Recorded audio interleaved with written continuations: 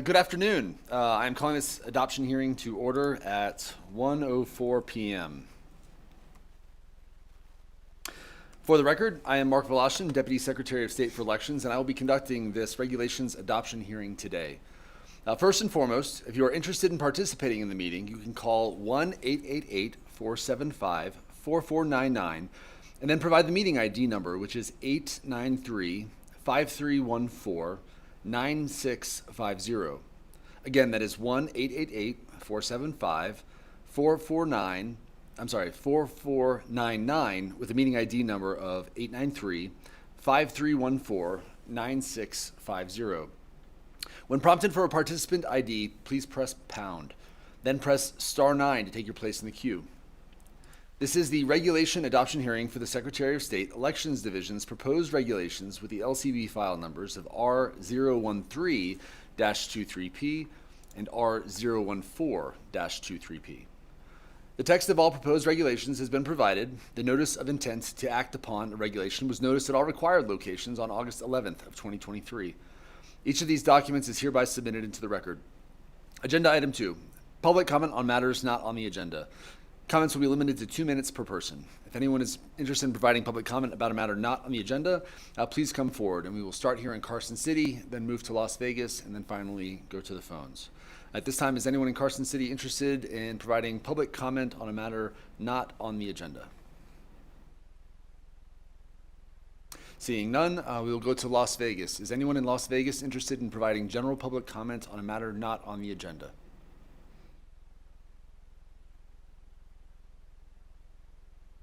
Seeing none, broadcast, can we check the phones, please? To provide public comment, please press *9 now to take your place in the queue.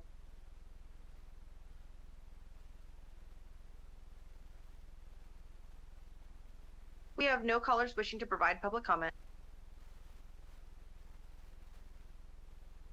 Outstanding, thank you. At this time then, I will close general public comment on matters not on the agenda, and we will move on to the regulations. Agenda item 3. It is noted for the record that the regulations will be addressed one at a time in numerical order. Public comment will be taken in the same order, and public comment on a particular regulation will be closed before moving on to the next regulation. Before public comment is opened on each regulation, I will read into the record a summary of the proposed changes. I will also include a list of the suggested changes that we will be incorporating to the final text prior to the meeting of the Legislative Commission later this month on September 28th at 10 a.m. Before we begin, I want to clarify a few things. Our discussion today during this adoption hearing will be focused on the proposed regulations listed in the agenda. We should not discuss changing statutes, which are, of course, created by the legislature.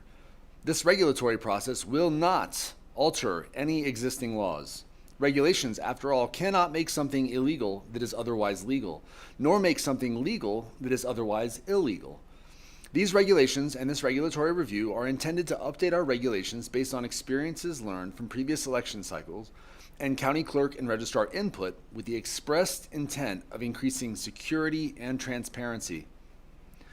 This adoption hearing is not the end of the regulations process.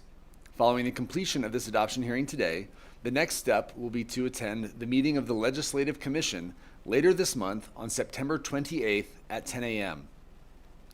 Furthermore, we are here today because of two specific statutes, NRS 293.124 and NRS 293.247. NRS 293.124 establishes the Secretary of State as the Chief Officer of Elections. It states, quote, "The Secretary of State shall serve as the Chief Officer of Elections for this state. As Chief Officer, the Secretary of State is responsible for the execution and enforcement of the provisions of Title 24 of NRS and all other provisions of state and federal law relating to elections in the state. The Secretary of State shall adopt such regulations as are necessary to carry out the provisions of this section," end quote. NRS 293.247 states, quote, "The Secretary of State shall adopt regulations not inconsistent with the election laws of the state for the conduct of primary, presidential preference primary, general, special, and district elections in all cities and counties," end quote. There's a lot more to it, but these provisions are what have brought us together today. If there are general questions about elections procedures, I will be able to discuss them today as long as they relate to the proposed regulations. If there are questions that extend beyond the regulations on the agenda, I would be more than happy to set up a separate meeting at another time. To do so, please contact me at nvelect@sos.md.gov. As of this morning, the Secretary of State has received written public comment from multiple organizations and individuals. The written public comment received by the Secretary of State's office is hereby submitted into the record. A workshop was held to solicit public comment on August 30th of 2023. Since then, the Secretary of State has continued to receive written feedback relating to the proposed regulations that we will discuss today. I will address some, but not every one of the proposed suggestions and comments received. Some of the suggestions have been incorporated into these proposed regulations. In those cases, the amended text will be described, but the final version of the text will be available prior to the meeting of the Legislative Commission later this month on September 28th at 10 a.m. Other suggestions will require further research and analysis over the coming months, but may be considered for separate regulations following the 2024 election cycle. Some suggestions conflicted with existing statutes or exceeded the scope of these regulations and were not considered. Finally, the Secretary of State had a number of requirements to weigh in the consideration of the proposed public comments, specifically related to increasing security and transparency. While many of these proposed regulations create additional requirements for the clerks, registrars, and Secretary of State staff, it is important to recognize that the work required by our state and county election officials has increased in the last few years, and there are no good metrics upon which to base future requirements. Therefore, we do not have a clear precedent to look to for future election cycles. Altering these proposed regulations to make them even more stringent or to greatly increase requirements could make them impossible to accomplish. Therefore, in many cases, we are moving forward with measured, reasonable improvements, but with an eye on future modifications that will be based on lessons learned during the upcoming election cycle. A few administrative notes. I will be taking notes while you are providing comments. If you see me looking down, it is because I am typing. Once I get to the public comment, I will first take public comment here in Carson City, then in Las Vegas, and finally on the phones via Zoom. To be clear, this meeting is a discussion. If you ask a question, as long as it is related to the agenda item, I will be able to answer it. Once we are complete here today, my team and I will discuss and analyze any final suggestions, bringing them to the county clerks for input if necessary, before ultimately making any final recommendations to the Secretary before the meeting of the Legislative Commission. If required, we may notice and conduct an additional adoption hearing as well. Finally, I understand that discussions about elections can get intense, and I am excited about talking with you today, but I must ask that each of you treat each other with dignity and respect. Your fellow Americans in this room and listening today may have different opinions, but they are worthy of your courtesy. Agenda item 4. At this time, I will open the adoption hearing regarding proposed regulation R013-23P.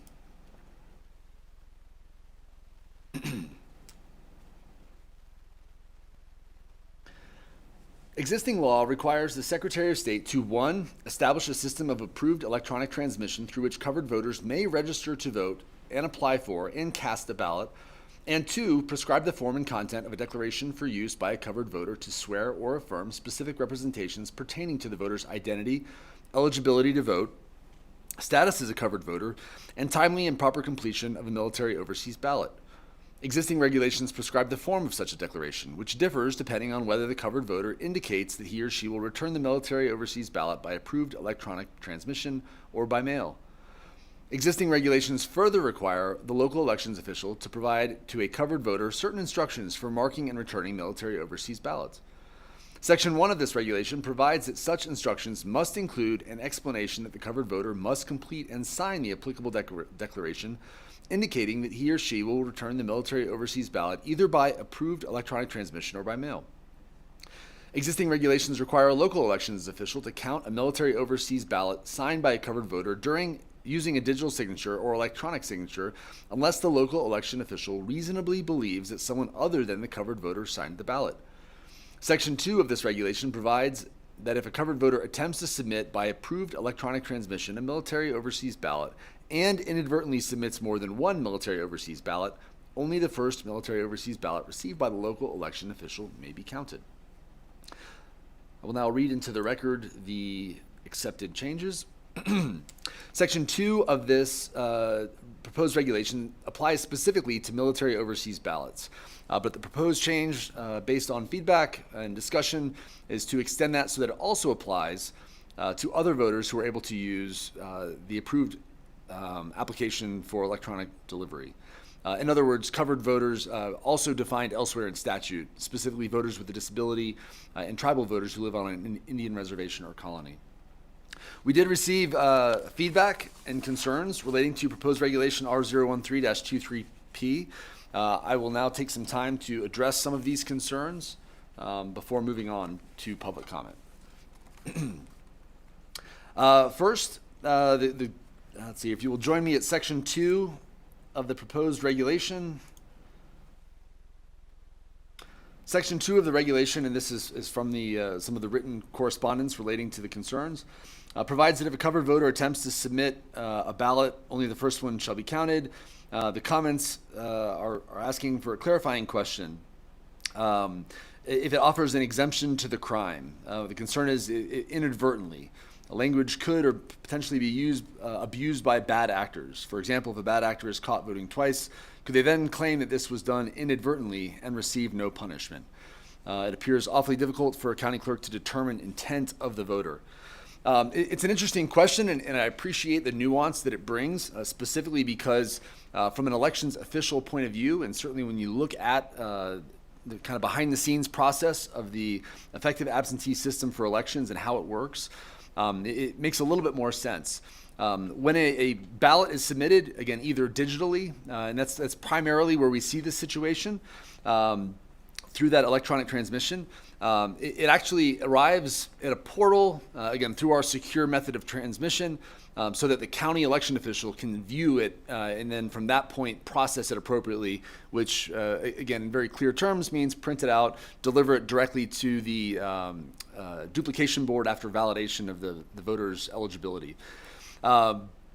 What happens sometimes, and we've seen this doing, of course, in the course of our research and looking over the last few election cycles, is that individuals oftentimes who are overseas in areas where the internet might not be as consistent or reliable, oftentimes will hit the button to see if it goes through. If it doesn't, there may be a delay. We've also noticed, again, in situations where an individual will submit one and then isn't able to tell necessarily if it went through because of the complex cybersecurity measures that many government and DoD type computers have overseas. So they'll go back, in many cases, actually, they'll submit one, submit a comment at the end. There's a section for comments, how to improve the process and system. And then they'll ask, like, did that go through? I'm not 100% sure. The internet keeps lagging. They'll go through and attempt to submit one again to see if it makes a difference. So these are the sorts of specific situations that we're talking about, where it's clear that the voter is trying to make sure that their vote is cast appropriately, and the intent is absolutely clear. Are there situations where an individual has attempted to vote twice through the effective absentee systems for elections? Yes, that has occurred. But again, because it goes to that portal first, we have the ability at the state and county level to see that and to address that sort of instance appropriately. So this clarity in the regulation, again, does not change the law, of course, does not make something legal that would otherwise be illegal, but simply enables a county election official to address the first and only of those military overseas ballots approved through the electronic transmission process by a covered voter. The next, let's see if that was, looks like the rest of the concerns are about the next regulation. Yes, okay. At this time, I will open public comment on proposed regulation R013-23P. We'll start in Carson City. If anybody's interested in providing public comment on proposed regulation R013-23P, please come up to the microphone and identify yourself. Seeing no one, we will go to Las Vegas. If anyone in Las Vegas is interested in providing public comment on proposed regulation R013-23P, please come up to the microphone, state and spell your name for the record, and then you may begin.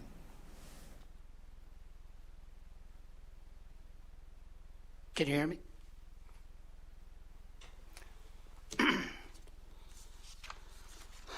Good afternoon. My name is Edwin B. Esmenda, E-S-M-E-N-D-A, from Las Vegas, Nevada. I'm providing comment on Nevada Administrative Code, Chapter 293, Delta, regarding this regulation for military and overseas voting. Once again, the right for military members, first of all, Once again, my name is Edwin Ismenda. I'm a 20-year veteran of the United States Army, or Staff Sergeant retired.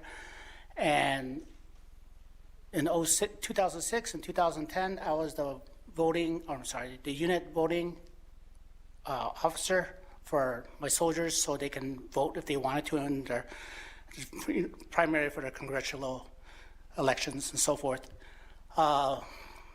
In the workshop, I provided comment that one of the main concerns is that we have personnel who may be stationed at a stateside base or overseas who are 17 now, but by the time the general election comes, they will be 18 and thus be eligible to vote.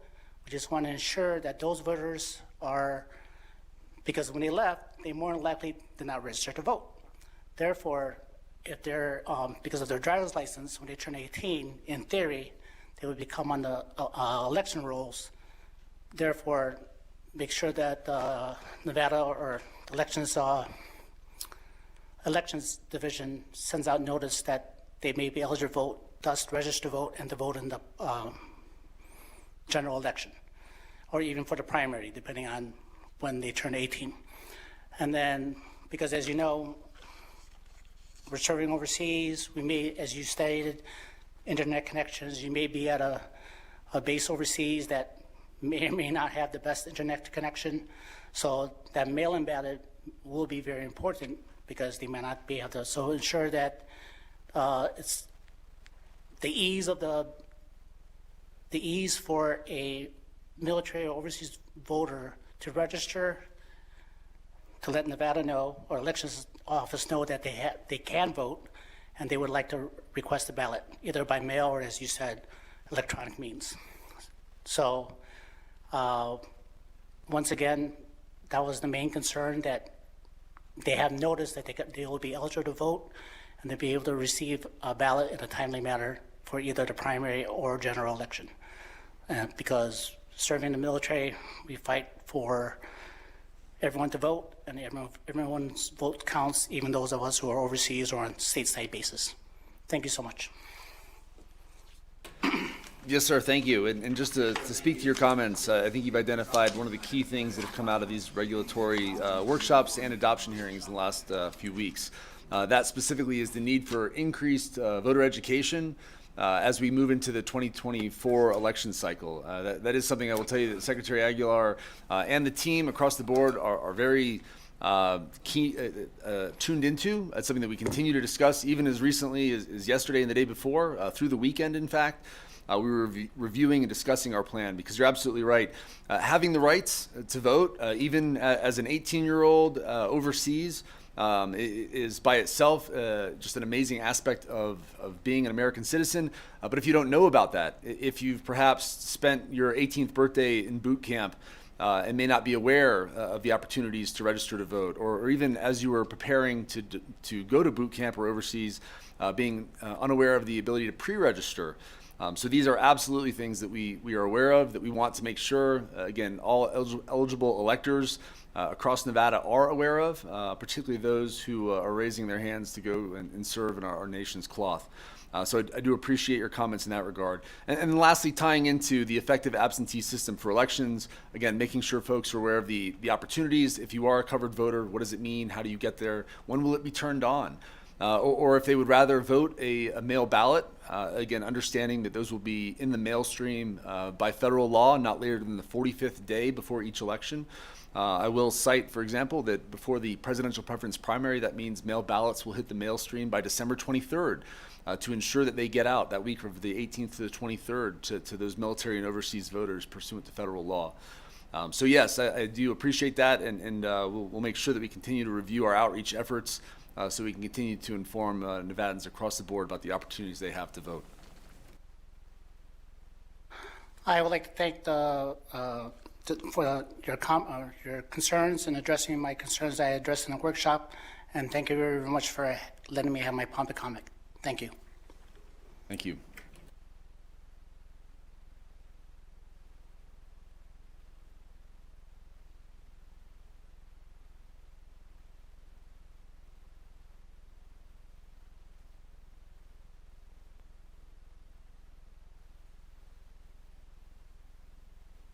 At this time, is there anyone else in Las Vegas interested in making public comment on proposed regulation R013-23P? Seeing none, broadcast, can we check the phones, please? To provide public comment, please press star 9 now to take your place in the queue.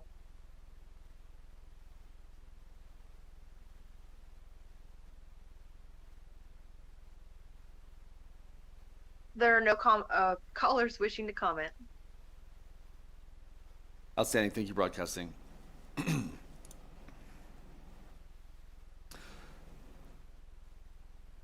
Hearing no further public comment, we will close public comment on proposed regulation LCB file number R013-23P.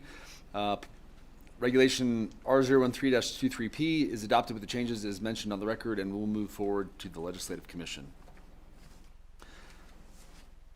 Agenda item 6, the adoption hearing regarding proposed regulation R014-23P.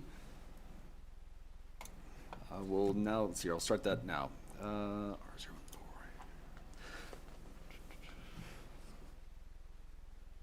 Existing law prohibits a person from being a candidate of a major political party for partisan office in an election if the person has changed or his or her political party affiliation, or his or her designation of political party from nonpartisan to a designation of a political party affiliation during the time beginning on December 31 preceding the closing filing date for the election and ending on the date of the election. Section 2 of this regulation provides that if a person is not prohibited from being Section 2 of this regulation provides that a person is not prohibited from being a candidate of a major political party if 1, the person's political party affiliation was changed unintentionally as a result of a transaction with an automatic voter registration agency, or 2, the person had not yet previously registered to vote in the state and submits an application to register to vote designating an affiliation with a major political party unless he or she registers to vote in the state during such a period and was previously registered in another state with a different political party affiliation or a designation of nonpartisan. Existing law requires a person to file a declaration of candidacy with the appropriate filing officer before his or her name may be printed on a ballot to be used in an election.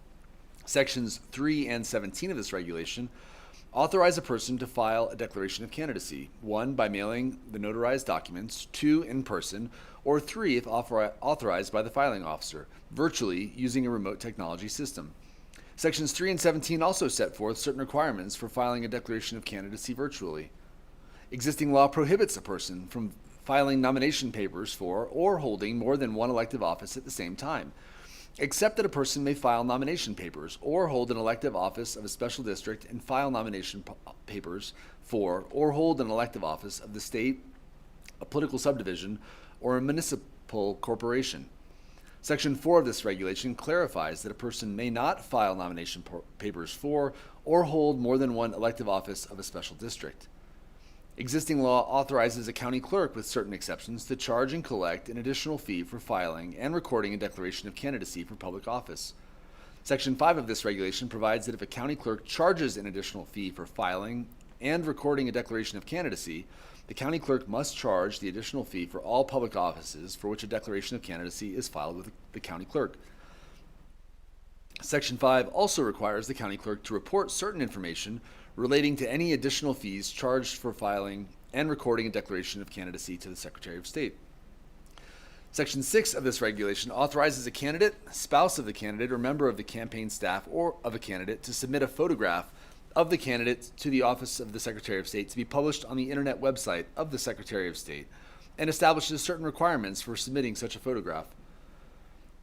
Existing law establishes various requirements for a petition which is required to be verified. Section 7 of this regulation provides that a county clerk may reject a signature on a petition if 1, the person was not registered to vote on the date he or she signed the petition, 2, the person signed for an incorrect petition district, 3, the person subsequently requested to have his or her name removed from the petition, or 4, the signature of the person on the petition does not match any signature in the file of applications to register to vote. Section 7 prohibits a county clerk from rejecting a signature on a petition if 1, the petition is printed double-sided unless the signature is illegible or impossible to compare to the signatures in the file of applications to register to vote, 2, if the name is printed in the wrong order, or 3, based on the color of ink used for the signature. Section 7 further provides that if an address on a petition does not match the address in the files of the county clerk must notify the registered voter and may not verify the signature unless the registered voter demonstrates that he or she is a registered voter. Lastly, Section 7 requires the county clerk to allow a person who submits the petition and public officer who is the subject of a recall petition to witness the verification of the signatures. Section 8 of this regulation provides the electronic summary of the votes cast in an election is a public record and is subject to inspection upon request. Existing law requires a voter to whom a mail ballot has been sent who applies to vote in person at a polling place to surrender his or her mail ballot or sign an affirmation under penalty of perjury that he or she has not voted during the election. If the voter surrenders his or her mail ballot, the election board officer must mark the mail ballot canceled. Sections 9 and 18 of this regulation provide that to mark a mail ballot canceled, an election board officer must 1. Use a rubber stamp to stamp the ballot or stamp both the ballot and the return envelope, or 2. Handwrite canceled on the mail ballot or on both the mail ballot and the return envelope. Existing law requires the county clerk and city clerk to distribute mail ballots not later than 14 days before the election. Existing regulation provides that if the registered voter updates his or her address after the date the mail ballot is sent, but on or before the 14th day before the election, the county or city clerk must mail a second mail ballot to the registered voter and cancel the first mail ballot. Section 14 of this regulation provides that if a voter who has changed his or her address after the date the mail ballots were sent returns his or her first mail ballot, 1. The first mail ballot shall be deemed to have been legally cast, and 2. If the county or city clerk has already distributed a second mail ballot, the county or city clerk must cancel the second mail ballot. Or, if the second mail ballot has not been distributed, the county or city clerk must not distribute the second mail ballot. Section 10 of this regulation provides that if a voter submits a new application to register to vote or updates his or her voter registration information to change his or her name or political party affiliation after the county or city clerk has distributed the mail ballots and returns the mail ballot shall be deemed to have been legally cast under the previously legal name or political party affiliation of the registered voter. Existing law authorizes a candidate defeated at an election or a voter at an election to demand a recount under certain circumstances. Existing law also requires a county or city clerk to allow members of the general public to observe the counting of the ballots at the central counting place if those members do not interfere with the counting of ballots. Section 11 of this regulation, 1. Authorizes with certain limitations any person to observe a recount. 2. Requires that before a person may observe the recount, the person must sign an acknowledgement that certain behavior is prohibited. 3. Authorizes under certain circumstances the county or city clerk to limit the number of persons observing the recount. 4. Authorizes under certain circumstances the county or city clerk to remove a person observing the recount. And 5. Requires the person to wear a name tag while observing the recount. Existing law authorizes an elector to register to vote in person during the period for early voting or on the day of the election. To register, an elector must, among other requirements, present his or her current and valid driver's license or identification card issued by the Department of Motor Vehicles. If his or her driver's license or identification card does not contain his or her current residential address, the elector may present certain documents to establish residency. Existing law also authorizes a local government which accepts an identification card issued by the Department of Motor Vehicles for any activity or transaction to also accept a tribal identification card. Section 12 of this regulation requires an election board officer to accept a tribal identification card as proof of identity and residency from an elector who appears in person to register to vote. Section 12 also provides that an elector may present certain temporary photographic identification cards issued by the Department of Corrections or another agency of the state as proof of residency if his or her driver's license or identification card issued by the Department of Motor Vehicles does not contain his or her current residential address. Existing law provides that the name of a candidate printed on a ballot may be the given name and surname of the candidate or a contraction or familiar form of his or her given name followed by his or her surname. Sections 13 and 19 of this regulation provide that the candidate's surname may be his or her original surname or married surname. Existing law provides that if a voter fails to affix his or her signature to his or her mail ballot, or fails to affix his or her signature in the manner provided by law, or if there is any question of fact as to whether the signature used for the mail ballot matches the signature of the voter must provide a signature or confirmation not later than 5 p.m. on the 6th day following the election. Sections 15 and 20 of this regulation provide that the offices of the county or city clerk may, but are not required to, remain open on weekends or outside of normal working hours to provide signature verification. Existing law authorizes a covered voter to apply for a military overseas ballot or to register to vote and apply for a military overseas ballot by submitting a federal postcard application or the application's electronic equivalent if the application or electronic equivalent of the application is received before the time is set for the closing of polls on Election Day. Existing law also requires the Secretary of State to establish a system of approved electronic transmission through which covered voters may register to vote, apply for a military overseas ballot, and cast a military overseas ballot. Section 21 of this regulation requires, upon receipt of a federal postcard application, a local elections official to timestamp the application. Section 21 also provides that if a covered voter submits a federal postcard application to apply for a military overseas ballot or to register and apply less than 14 days before the day of an election, 1, the Secretary of State will attempt to contact the covered voter to provide certain information relating to the deadline to cast and return a military overseas ballot, and the option to cast a military overseas ballot using the system of approved electronic transmission. And 2, the local elections official is required to contact the covered voter, if practicable, to provide certain information relating to the use of the system of approved electronic transmission. So there are a number of changes that I'd like to read into the record first, and then we will address the concerns that we've received through written correspondence. First and foremost, and I apologize, this may be a little out of order. We'll start with Section 21, subsection 2A. If you look at Section 21, this is the portion about contacting a military or overseas voter, one of the covered voters through the Uniform and Overseas Citizen Absentee Voting Act, specifically subsection 2A. Where we talk about if a covered voter submits an application for a ballot by federal postcard application less than 14 days before the day of an election. So this is, again, a nuanced one. The change that we are going to add, if you look in subsection 2, under subsection A, it says the Office of the Secretary of State will attempt to contact the covered voter using the contact information provided by the covered voter, including without limitation by telephone, electronic mail, or facsimile transmission. The change that we are going to have read into the record now is simply to add, after the Office of the Secretary of State, the words "or county election official as practicable." And I do want to explain the rationale behind this. So a federal postcard application is a form, the SF-76, that is submitted by a covered voter under the Uniformed and Overseas Citizen Absentee Voter Act. That form is mailed from the covered voter directly to a county election official. Our laws, as I just mentioned, allow that federal postcard application to be received up to the close of polls. The concern is that federal postcard application actually is the start of a dialogue. In many cases, a federal postcard application will state that the covered voter wishes to receive from their election official a ballot via mail, electronically, or otherwise. If for that transaction to occur, and say, again, within 14 days of the election, a county election official receives a federal postcard application, they then have to, again, if the voter is registering for the first time, send a mail ballot or electronically transmit to the voter a ballot, and then the voter fills it out and tries to return it.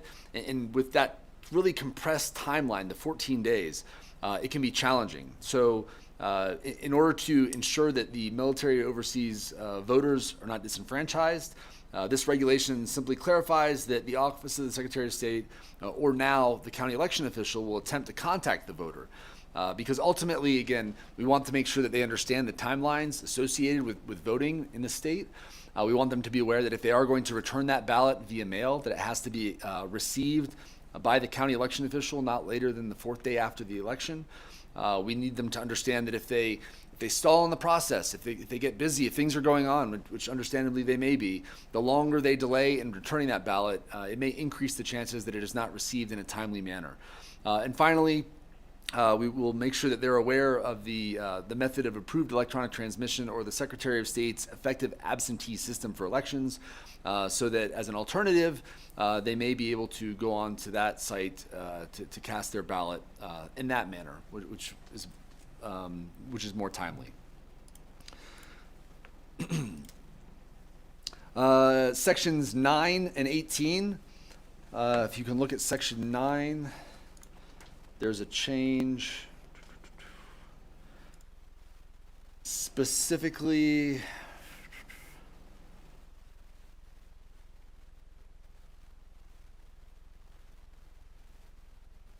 we are looking at the top of page, one moment.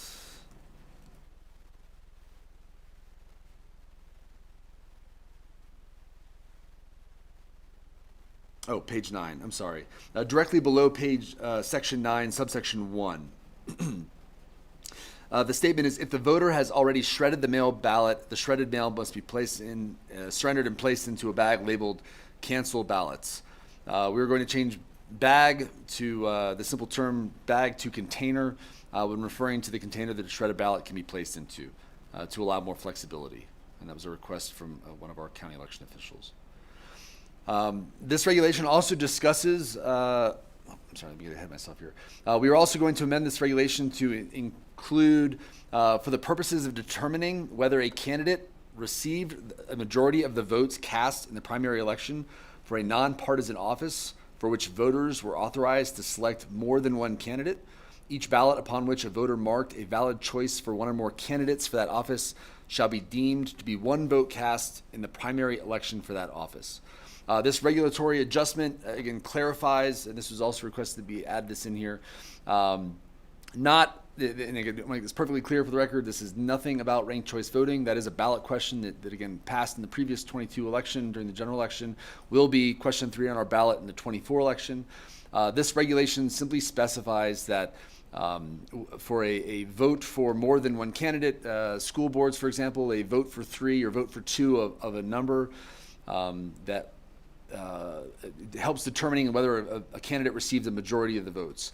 There are statutes that talk about if there's a pick 1 of or pick 2 of a certain number of candidates, and one of those candidates gets 50% plus 1, then that individual automatically is elected into office. This regulation simply helps clarify what it means to receive a majority of the votes cast in a primary election, specifically for a nonpartisan office for which voters were authorized to select more than one candidate. We will also add, for the purposes of interpreting NRS 293.361, subsection 1, that a counting board is permitted to recess during the counting period. A temporary recess is distinct and separate from permanent adjournment, which occurs after the completion of counting and not later than the 7th day following the election, pursuant to NRS 293.269931. County clerks must include their plan for the counting board recessing in the plans required pursuant to NAC 293.322, subsection 2. Again, the intent there is to simply clarify what a recessing period looks like and making sure that that's included in the plans required elsewhere in regulation. In section 11, we are going to add, let's see if you pull up section 11.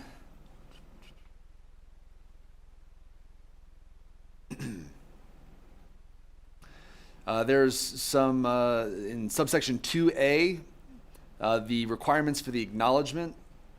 11, subsection 2A, this is before observing the counting of a recount of votes pursuant to subsection 1. A person must sign an acknowledgement in the form prescribed by the Secretary of State, stating that during the time the person observes the conduct of a recount of votes, and then it goes on and lists a number of requirements and acknowledgements. We're going to add to that that they acknowledge that he or she is prohibited from talking to workers within the recounting location other than the county or city clerk or a person designated by the county or city clerk to address questions from observers, as well as to acknowledge that he or she is prohibited from interfering with the statutory duties of county or city election personnel. Again, these are twofold. One, to make sure that it aligns more closely with the other acknowledgements for observing the conduct of counting, as well as just ensuring that in the case of a recount, again, I think it's important to highlight, under statutes, a recount must begin within 5 days after the request and be completed within 5 days after starting. So that's a much more condensed timeline.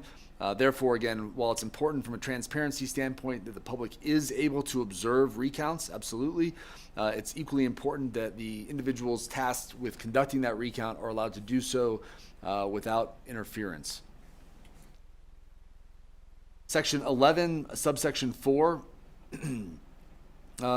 is amended to list some of the statutes in subsection 4. We are going to remove and adjust those as they do not apply to, as they cover polling locations and are not pertinent.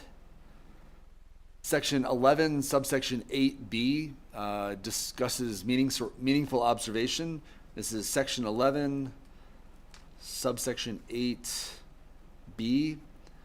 It defines meaningful observation, meaning a person may observe the recount of votes.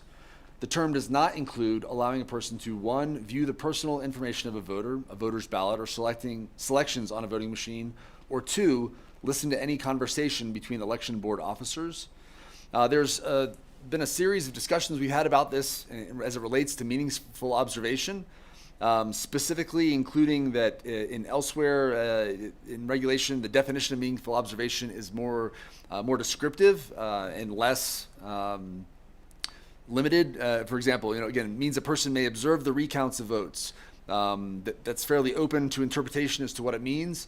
And in order to ensure that observation can occur, we are going to amend that to state meaningful observation means a person may observe the recount of votes, which includes a count and inspection of all ballots, including rejected ballots, to determine whether all ballots are marked as required by law pursuant to NRS 293.404 subsection 3.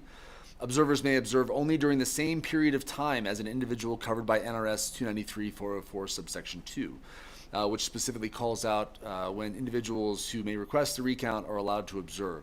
That provides clarity as to what may be observed as well as when that observation may occur.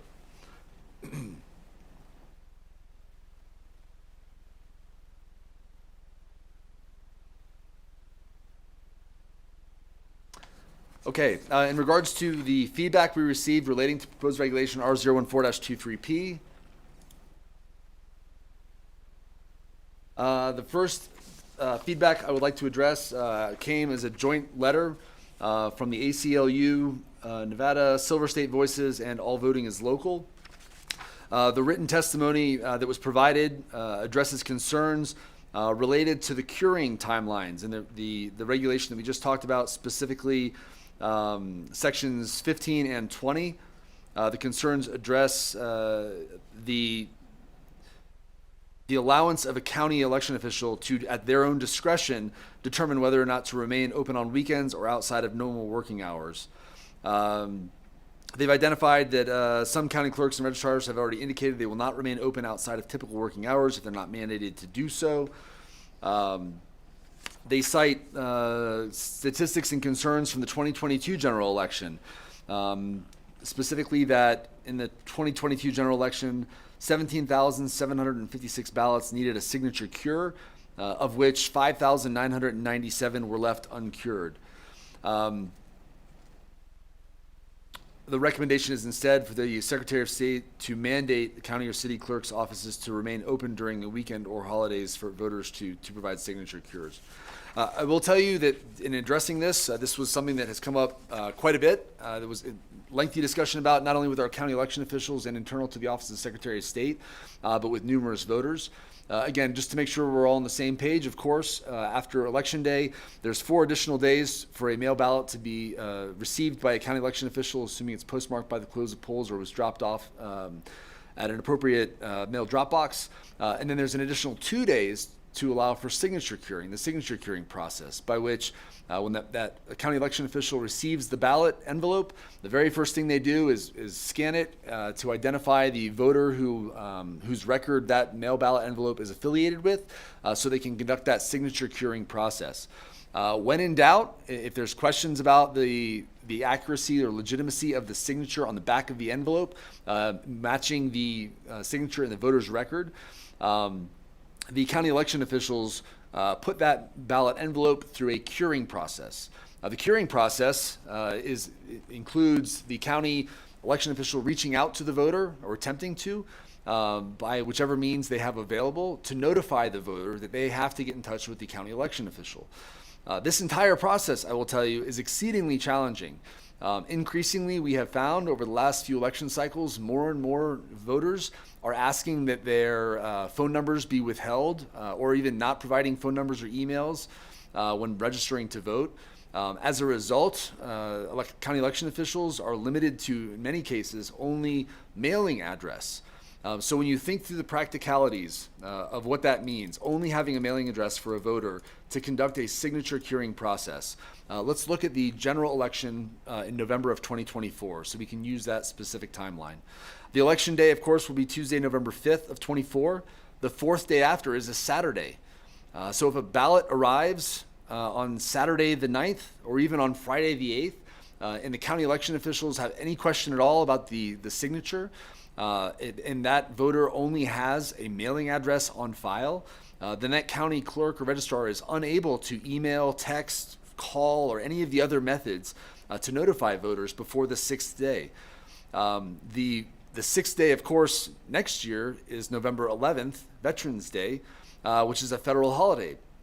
So there is an unfortunate reality and something that we are absolutely planning on addressing through education and outreach, and something that I would ask each and every one of you today to be mindful of, is that if you have a phone number or email address, it will facilitate the signature curing process in a way that a mailing address by itself simply cannot. And if a cure letter is sent out on Friday the 8th, there is a very unfortunate chance that it may not even arrive till after the curing process, the timeline is closed on the 12th or after. So the letter, the concerns from ACLU, Nevada, Silver State Voices, and All Voting is Local addresses that. And I will tell you that we received a large number of concerns relating to the same thing, in fact, from members of the NVGOP also have cited asking for consistency and asking to increase the hours, the days that the curing process or that the clerks are able to conduct the curing process across the state. I will simply say that while I recognize the ACLU, Silver State Voices, and All Voting is Local, and the NVGOP are united in their identifying of this concern, it is also something that again, across the state, we are in active discussion about and looking to the future, not only for the general election, but for all three elections, of course, to make sure that we are affording voters every opportunity to have their voices heard and have their votes cast. Again, a quick breakdown. We do have the statistics from the 2022 general election on the website of that 17,700. If you have questions as to how many in each county, that certainly has been part of it, with Clark County having about 14,600, Washoe County having about 2,000, and then the other counties having, in many cases, less, well, in all cases less rather, but in many cases anywhere from 0 to 6, 19, 25, or maybe even as many as 200 in Carson City, for example. But nonetheless, again, the goal is for election officials across the state to enable voters to be mindful of this process, and certainly encourage everybody to add a phone number or email to their voter registration, if only to facilitate the need for a curing, if that does become a reality. So that was one concern. The other concerns that we received from a number of voters who submitted during over the last few days via email, I'll address some of these now as well. Starting with Section 2, concerns over Section 2 about declaration of candidacy. The concern says specifically, when a candidate declares their candidacy, and this is part of the written submission, they have to sign an oath of office to uphold the platform of the party they affiliate with. If they did not bother to register and maintain registration, they are falsifying a document and cannot represent our party. If someone doesn't care enough to verify their party registration before running for office, they should not be allowed to run. I do just want to clarify for the record that that's not entirely accurate. I think it speaks a little bit to 293-177, which is the declaration of candidacy. The specific phrase that a candidate attests to when running for a partisan office is that they, quote, that I generally believe in, and intend to support the concepts found in the principles and policies of that political party in the upcoming election. So that it's not an oath. Again, just to clarify, our regulations cannot make something illegal that is otherwise legal. And I think this suggests that maybe the regulations should do that, which it can. Moving down, concerns about sections 3 and 17 have concerns about the clarification on methods of delivery of a declaration of candidacy, specifically addressing the virtual option, virtual filing. The concern is that it allows a system to be abused because the residency needs to be confirmed. I will simply state that, again, eligibility and the requirements to run for office in Nevada, depending on the chapter that you're talking about and the office specifically, have not changed and do not change by these regulations. We are simply clarifying that the methods for a candidate to file for office during the appropriate filing period. So the requirements otherwise across the board and the actions that the state and county take in regards to those documents and the other submissions do not change. This simply provides clarity. And I will tell you that I think there was 2 individuals during the 2022 election cycle that filed virtually. And just to paint the picture for your minds of what that looks like, it was exactly like the in-person candidate filing period, albeit done on Zoom. And there were a number of processes that we explained in advance to the individuals when they identified an interest in filing virtually, about what was required, what did it mean, how to make sure that the office had the files, the paperwork is appropriate, the payment is appropriate, in advance of being confirmed as an actual filed candidate. And of course, I do want to clarify, extensive legal review was conducted on all of this. So again, to go back to this concern, though, nothing specifically was changed in regards to the qualifications for any candidacy through this regulation. There's a concern about sections 9 and 18, specifically, I'm sorry, this is in support, I apologize. Expressing support for 9 and 16 about clarity to the canceled process, not only being on the ballot, but also the ballot and the envelope. And then section 14, there was concerns. Section 14 appears to legalize and reward mail theft. I do want to clarify that this regulation does not make anything legal that is otherwise illegal, and certainly doesn't reward mail theft.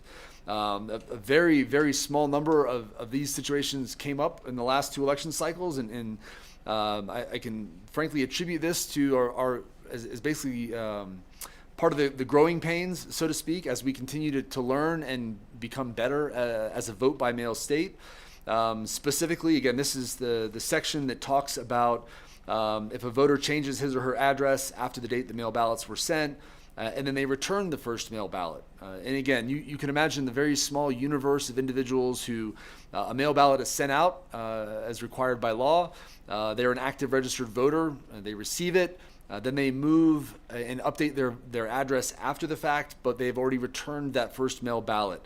There's a requirement that the clerks would otherwise have to send a second mail ballot, but now it clarifies again, if a voter updates their registration but has already returned a mail ballot, that one is in fact timely and accepted.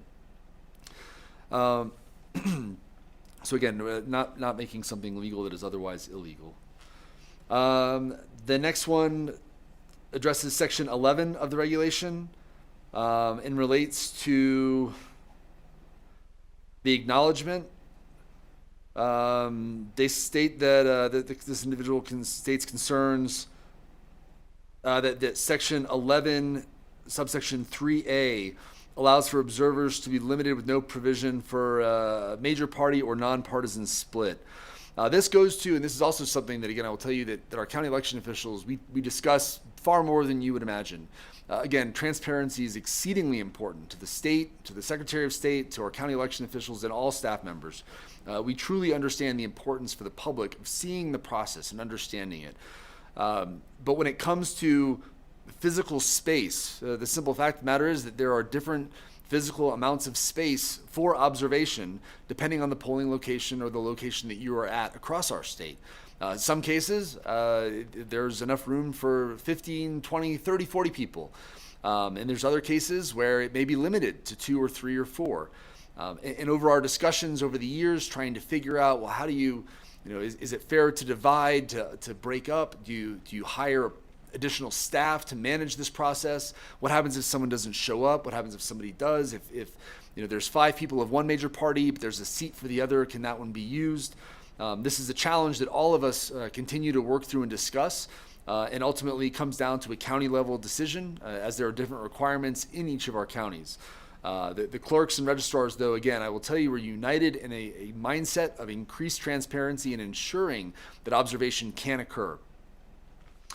So to that end, incorporating into regulation a required split ultimately was something that was not incorporated into these regulations, but we'll continue to be discussed. There was an additional question relating to Section 11 about at the point of a recount, and with all ballots being separated from identifying envelopes, questions about confidentiality. Again, it's important to make sure that whether it's reviewing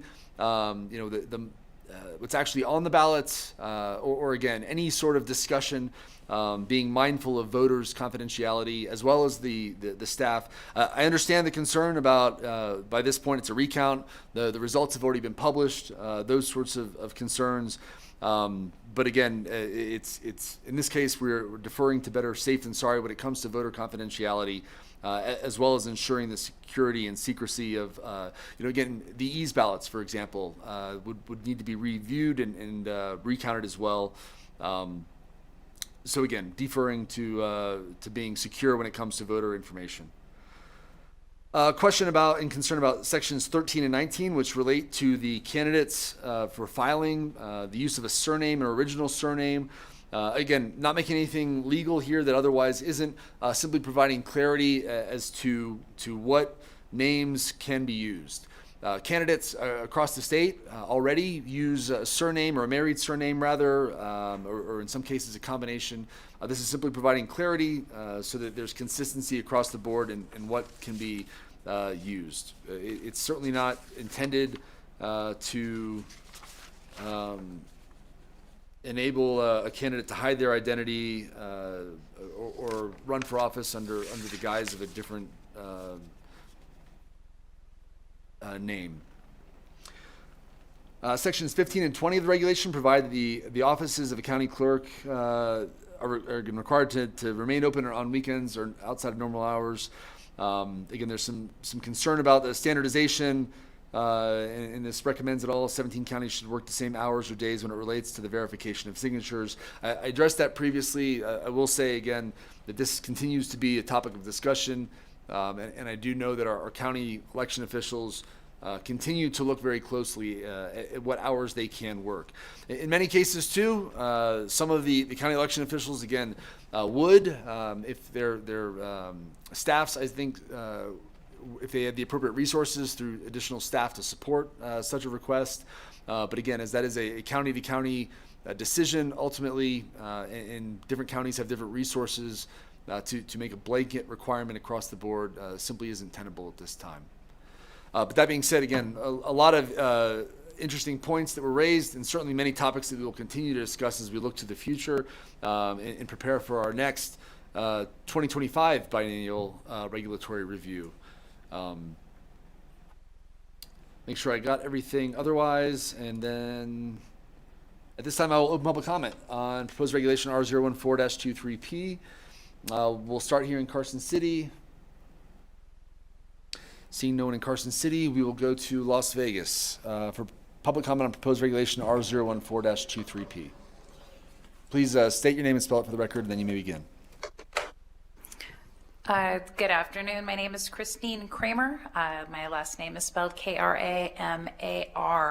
I'm looking forward to Nevada holding its first presidential preference primary. I served as the credentials chair for the Clark County Democratic Party in 2012 and 2016. I'm excited about the presidential election process. And one of the parts of that process is that you show up in person to your caucus and you can register the same day, and you can wake up the morning of the caucus and decide that you would like to go to either the Democratic or the GOP caucus. I want to preserve that right and that excitement about our state having a very first voice, a very early voice in the Democratic Party nomination process and the GOP nomination process.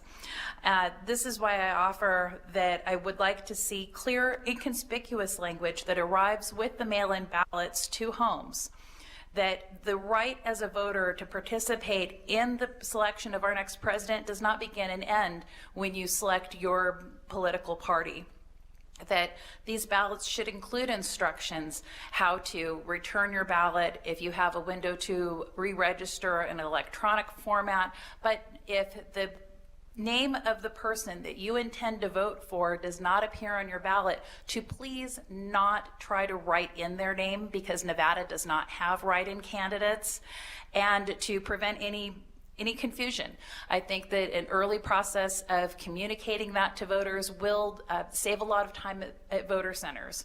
Also, there will be a large number of people who wish to return their ballot, re-register to vote, and these vote centers should either be staffed adequately, and staffing for vote centers is a challenge every cycle, but we have also employed systems that in Clark County for the general election in 2016, we had an excellent map up that told you how long your wait was going to be. And that wait time needs to incorporate and staff and budget for individuals changing their party preference in the presidential preference primary and in the general primaries.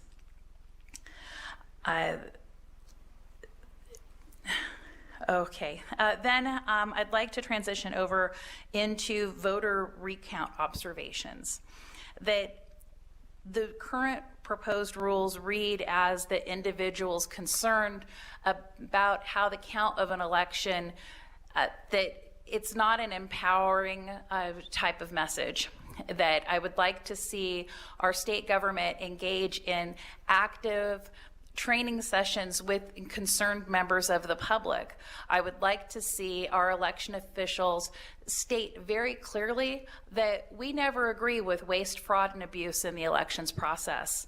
And that I would like to see our elections officials clearly state what things that are absolutely unacceptable in the voting area and in the counting area, and what reasonable path that citizens have to communicate their concern about these issues.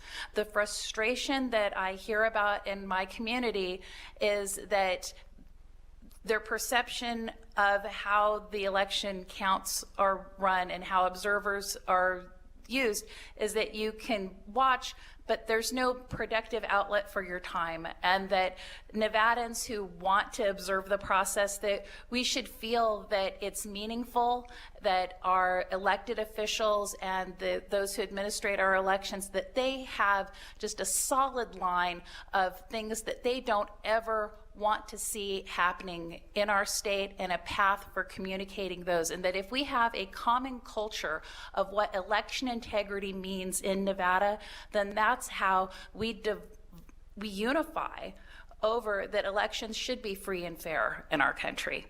And with that, I thank you for having these open hearings, and I look forward to Nevada having our exciting first presidential preference primary that I believe will be significantly more fair to voters in Nevada than the caucus process operated by the Democratic Party ever was. Thank you.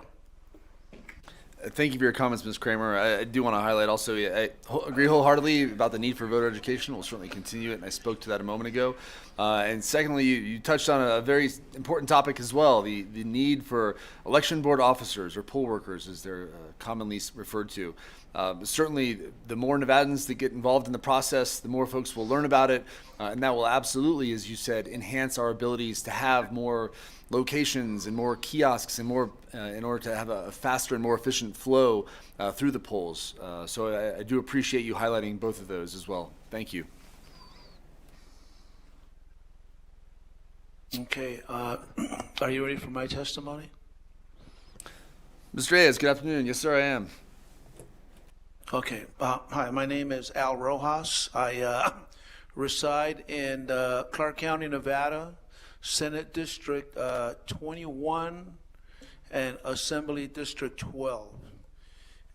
As a citizen of Nevada, I feel it's my responsibility to tell all voters and all residents that this whole law that was passed is, again, a waste of money and a waste of time. Because Which law, Mr. it's Rojas? It's a non-binding. The results are non-binding, Oh, and many of the candidates that are going to be on the caucus are not going to be on the ballot. So I want to read something from the Reno Gazette Journal to the residents of Nevada, so they can understand what I'm talking about. The Reno Gazette Journal was asked, do the presidential preference primary winners automatically get put on the general election ballot? The answer is not necessarily. The results of the PPP, or presidential preference primary, are non-binding and merely give the state Republican and Democratic parties a guidance on how their state voters would like their delegates to vote at the national convention. Each state's delegates gather at their respective parties' national conventions. Traditionally, those delegates vote in a way that reflects the view of their state's voters, but they are not required. So basically, all the money that we're spending to do all of this, to uphold the law by the legislature, and sir, you're doing a fantastic job. You're very intelligent, you're very knowledgeable, and I know you have to do your job because it's mandated by the state legislature. However, I do believe that your efforts, the efforts of the Secretary of State, and all the money spent on running this election could be put to much better use for many of the needs that our state needs, especially in the field of education and other areas. So I just wanted to testify to the citizens of Nevada that this whole exercise that we're doing is non-binding. It's basically irrelevant. It's a waste of money. And I'm asking every voter to ask their state legislator and their state assemblyman in the next election to revoke this bill. I'm going to be asking my state assemblyman, Max Carter II of Assembly Number 12, and my state legislator, which is Mr. Orenshaw of Senate District 21, to repeal this initiative, and or whoever gets elected. And I'm asking everybody who is listening to do the same. Find out who your state assemblyman, find out who your state legislature, have this law repealed. It's a waste of time, it's a waste of money, it's a waste of ballots going out, and it's only going to create confusion because people are going to vote on this ballot and they're not going to see the person they voted for in the general election ballot, and they're going to get more confused, and they're going to give up on the election process. They're going to get confused because most people are not in the know. Thank you very much. Thank you to the Secretary of State, Cisco Aguilar, and thank you, sir, for following through with the law, and thank you for listening to my testimony. Thank you. Thank you for your comments, Mr. Rojas. I think, and one element of what you're talking about certainly goes to the need for voter education as well, to make sure that the electorate understands the requirements of Assembly Bill 126 that you referred to. And I certainly hope that through our messaging and hopefully through, again, a unified approach to informing voters that no one gets disheartened or feels that their vote doesn't count.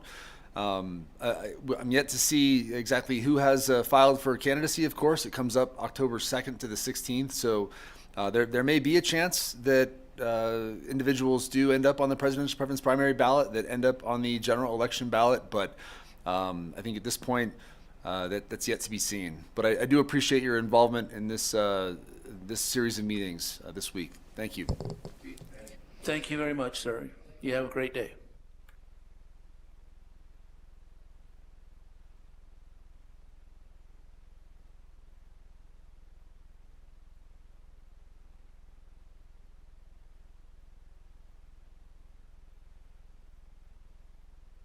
At this time, is there anyone else in Las Vegas interested in providing public comment on proposed regulation R014-23P?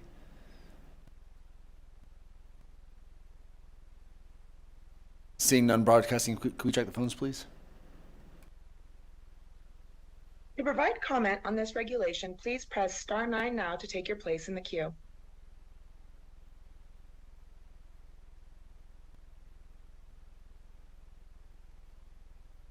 Good afternoon. This is Oscar Williams, spelled OSCARWILLIAMS. Hello. Boy, there's a lot of specifics within this proposed regulation, but I'm just going to maybe focus on a couple things. One, shredding of ballots. I don't think a shredder should be within a mile of a mail voting intake or a counting facility. Those records have to be maintained, even if they're spoiled or canceled ballots. There should be nothing destroyed. I'm actually shocked at that. NRS 293-403 recounts. There's provision in there for the it's for the recount and inspection.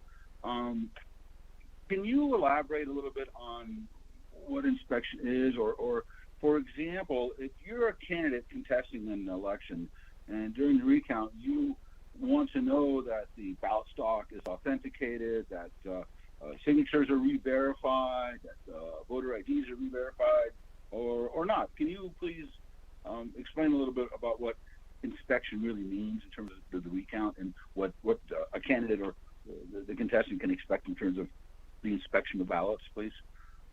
Certainly, Mr. Williams. First and foremost, I would like to address real quick your previous comment about shredded ballots. Wholeheartedly agree. In fact, it may not surprise you that under state and federal law, shredding of uncast ballots is not allowed. In fact, they must be retained for 22 months. I will tell you though that voters have returned to the polling locations their own mail ballots that they did not intend to cast, but they had shredded themselves at home. Again, very minuscule number of individuals have done this, especially as we increased awareness of the stamping process that's required now, previously under law, but also the clarification in the regulations. But if a voter does show up with a shredded ballot, we must retain that. That is an election material that must be retained for 22 months. Voters were showing up with shredded ballots. I didn't know. That's fascinating. Thank you so much. Oh, yes, sir. So yeah, there's no provision about shredding from an election official point of view. In regards to your question about the recount and what exactly could be observed during the recount process. So there is a requirement. This is in 293-404, I believe, that the recounting of an election must be the recount must be conducted in the same manner that the ballots were originally tabulated. In some cases, if that means electronically, or if that means again running mail ballots through tabulators, the same exact process that occurred the first time must occur again during the recount process. Again, we are attempting to clarify through this increased information in Section 11, specifically to clarify what and when that observer is able to observe. Does that help? Yes, but you glossed over it a little bit. It says the recount must include a count and inspection of all ballots. Okay, let's talk about what the inspection is, please. The inspection done on the part of the board that's expected recounting ballots. And it does say determine whether all ballots are marked is required. Certainly, that would be an element of an inspection of a ballot. I mean, that's the point, right? Make sure that you're counting the votes properly.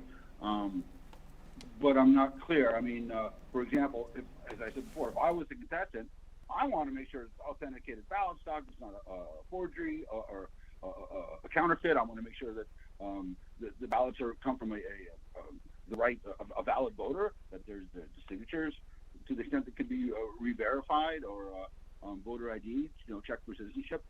Just the recounts without some verification of to revalidate like the voter rolls. I mean, so we sometimes have variations in ballots and voters. More ballots are going out than voters, and there seems to be maybe a little confusion in my mind at this point about what a contestant can expect in terms of the county's inspection of the ballots, as I explained, through the county inspection of ballots. If you could just elaborate on the inspection a little bit, understand the board's duties here, please.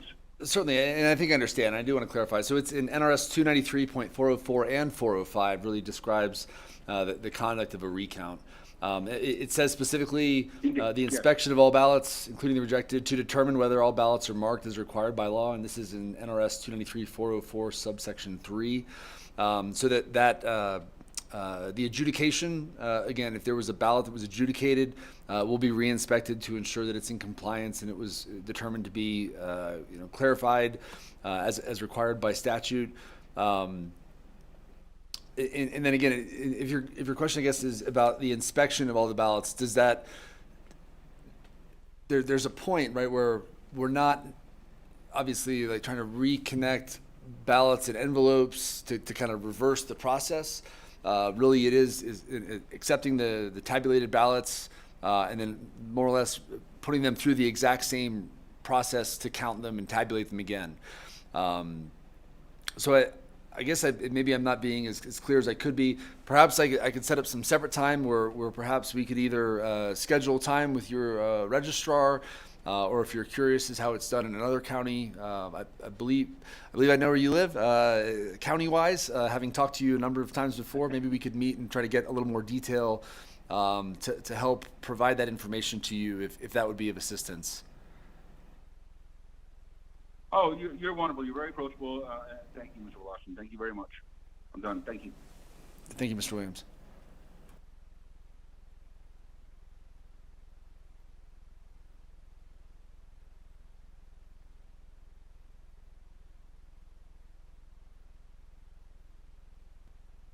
Good afternoon. This is Ellen Gifford. The language in this regulation used for surrendered ballots is the same that was published for the 2022 elections. We already know that this language proved to be unclear and confusing to poll workers and created grave problems both in how to mark a surrendered ballot and where the surrendered ballot should be kept before being picked up for delivery, even to the point of a frustrated poll worker walking off the job, and this was documented. As was presented in testimony during the working shop, for the sake of poll workers who are responsible for this process, it is suggested that this regulation should state, at the very most, that they shall stamp the surrendered ballot and the return envelope canceled. Hole punching, tearing, making the ballot unreadable only adds confusion. Section 9 states that if someone surrenders a shredded ballot, it must be placed into a bag labeled surrendered ballot. This regulation should apply to all surrendered ballots, but it isn't stated anywhere. In 2022, there were surrendered ballots being placed in many different types of containers because there was no clear instruction. Thank you. Thank you, Ms. Gifford. And again, just to follow up, I appreciate your assistance in even developing the guidance to address this concern in the first place. This also continues to be an ongoing discussion with county election officials across our state, with a number of them, I think, not surprisingly, identifying different alternative needs based on their unique electorates in each county, as well as different solutions to apply the statute itself. Those specific items that you cited, the tearing off of a corner, the hole punching, again, those were actions that were identified as being able to reinforce voter confidence, so that when someone came in to surrender a ballot in certain counties and locations, the voters follow, when the poll worker followed that statutory required marking canceled on it, it wasn't enough. And so therefore the county clerks, in some cases, requested that we add this specifically to accommodate, in order specifically to address an increase in voter confidence in the process. It seemed a very small thing to add, but if it meant to a voter that they were more confident that their in-person vote would count and that the mail ballot would not be used somehow, it seemed like that would be absolutely worth it, if only to address even one voter's concerns.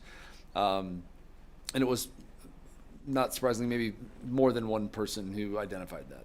And then secondarily, your concerns that you highlighted, and I understand where you're coming from with your experiences as well. We have collectively discussed and recognized that there's a need for additional training, as well as additional clarity in training of poll workers and polling location managers, to ensure that the requirements that Assembly Bill 321 now has, that frankly, again, are codified in our statutes, but are still relatively new to many Nevadans, especially many individuals who do not spend day in, day out in Title 24. That will continue to be an ongoing challenge. It's going to continue to be something that we're going to put serious thought, effort, and resources into addressing, because like you, we want our instructions to be clear and concise. We want poll workers to be able to confidently act, knowing that they are in compliance with statute, and doing the things that are described in these regulations to ensure a fair and secure election. But I do appreciate your involvement in the process and your comments. Thank you.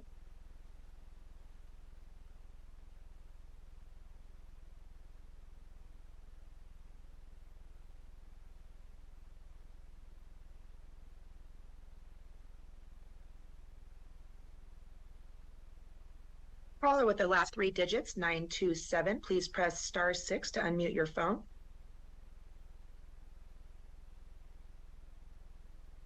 You may begin.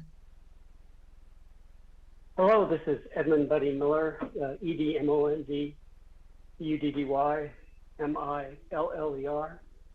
First of all, I wanted to thank you for the changes to Section 11. They appear to be appropriate. They include some of the things that I had requested. So thank you very much for doing that. The other thing that I wanted to mention was the concern about carrying the mail-in ballot on the signature.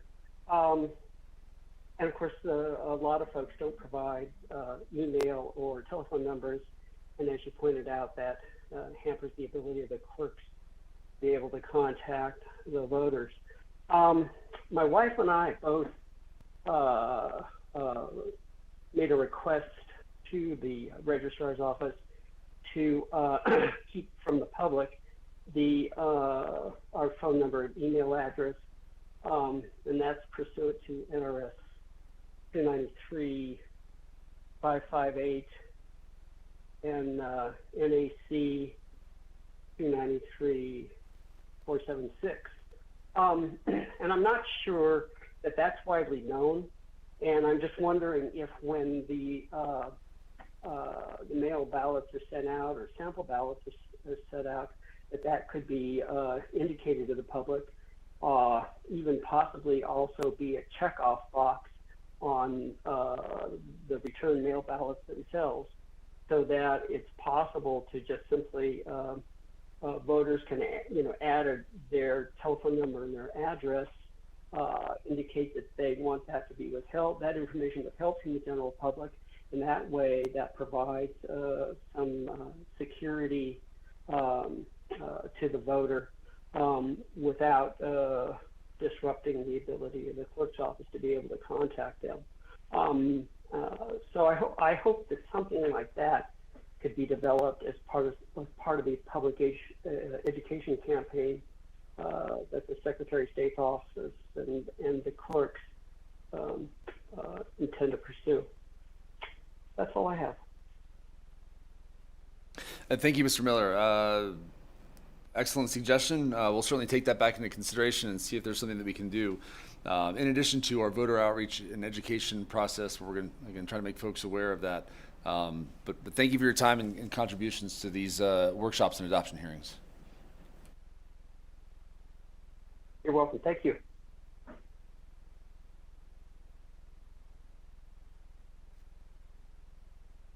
If you have recently joined and would like to provide comment on this regulation, please press star 9 now to take your place in the queue.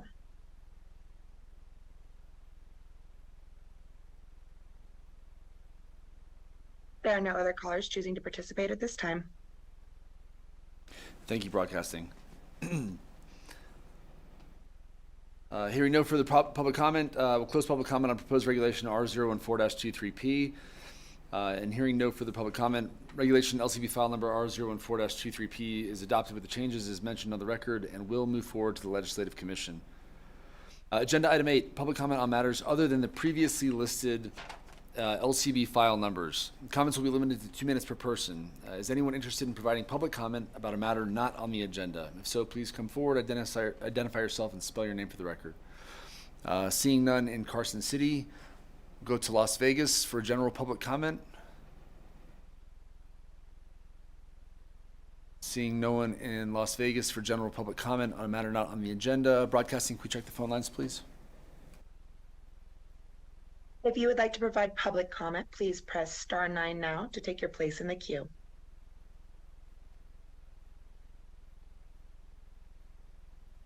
The public line is open and working, but there are no other callers choosing to participate at this time. Thank you, Broadcasting. In that case, we will close general public comment. As a reminder, this adoption hearing is not the end of the regulatory process. Following the completion of this adoption hearing today, the next step is the meeting of the Legislative Commission, which will occur at 10 a.m. on September 28th. The specific locations of the meeting of the Legislative Commission can be found on the Nevada Legislature's website, which is leg.state.nv.us. If you have any questions, concerns, or future ideas about these regulations or others, please don't hesitate to contact the Elections Division at 775-684-5705 or via email at nvelect@sos.nv.gov. And then finally, before adjourning, I would like to take a moment to thank all of our election officials across the state, our clerks, registrars, and their staff members who contributed tremendously to the establishment and creation of these regulations, as well as my own staff with the Office of the Secretary of State and our Deputy Attorney General friends who very patiently explained a number of things to me over the last 2 years. And lastly, I need to thank you, the public, for your involvement with these regulation workshops and adoption hearings as well. It's extremely important that we hear your side of things and understand your concerns as well as we look to the future election cycles and continue to find ways to improve and enhance Nevada's electoral process through the regulations as best we can to ensure security, transparency, and compliance across the board. Otherwise, thank you for all your time and attention. This adoption hearing is adjourned. Thank you.